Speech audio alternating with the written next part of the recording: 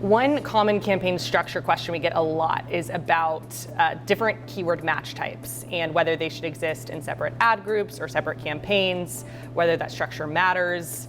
So there's a couple ways to think about it, but Brock, what do you prefer as far as structure when it comes to match types? Personally, I do prefer having a separate campaign for each match type. Now, it is not that much different than having separate ad groups in the same campaign. The only benefit that you really will see by having separate campaigns for each match type is budget control. You can control how much you're spending on your broad match, your phrase match, and your exact match. And that is just a benefit because if something changes last minute with the client and you need to slow down keyword testing, you can go ahead very easily reduce that budget or pause it either or very easily, where you couldn't do that if you mixed the same match types in the same campaign.